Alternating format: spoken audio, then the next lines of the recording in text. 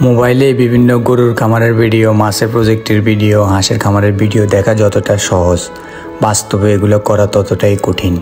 আসসালামু আলাইকুম, কেমন আছেন সবাই? চলে আসলাম আরও একটি নতুন ভিডিও নিয়ে। আজকে আপনাদের সাথে একটি বাস্তব কথা তুলে ধরবো। আশা করি আপনাদের অনেক ভালো লাগবে, পুরো ভিডিওটা দেখবেন।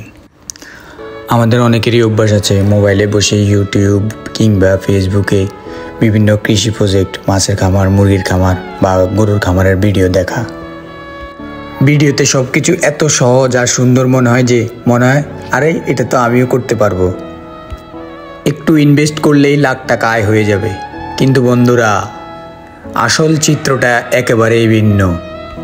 মোবাইলে ভিডিওতে কাজগুলো দেখতে যতটা সহজ লাগে, বাস্তবে মাঠে নেমে সেই কাজ করা তার চেয়ে অনেক বেশি কঠিন। একটা উদাহরণ দিই। আপনি ভিডিওতে দেখলেন কেউ মাছের খামার করছে, পানি পরিষ্কার, মাছ বড় হচ্ছে, খাওয়াচ্ছে, তারপর কয়েক মাস পর লাখ টাকার মাছ বিক্রি করছে। বাইরে থেকে দেখলে মনে হবে বাহ, দারুণ লাভজনক একটা ব্যবসা।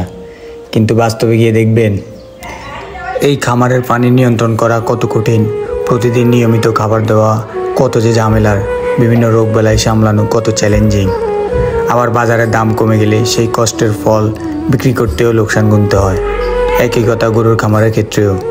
ভিডিওতে দেখেন সুন্দর সুন্দর গরু খাচ্ছে দাচ্ছে, তারপর কোরবানির সময় কোটি কোটি টাকা আয়।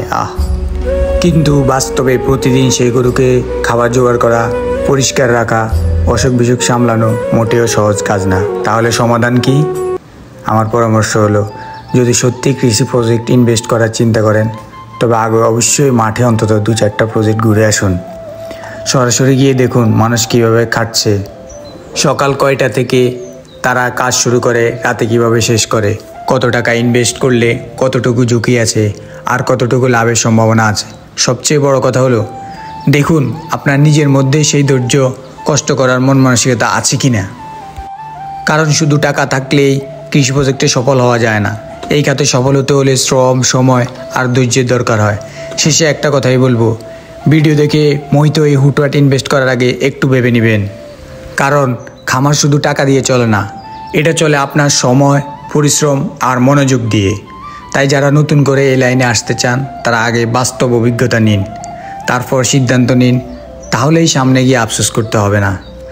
আমার ভিডিওগুলো ভালো লাগলে একটু শেয়ার করবেন, আর কারো উপকৃত হলে কমেন্টস করে জানাবেন।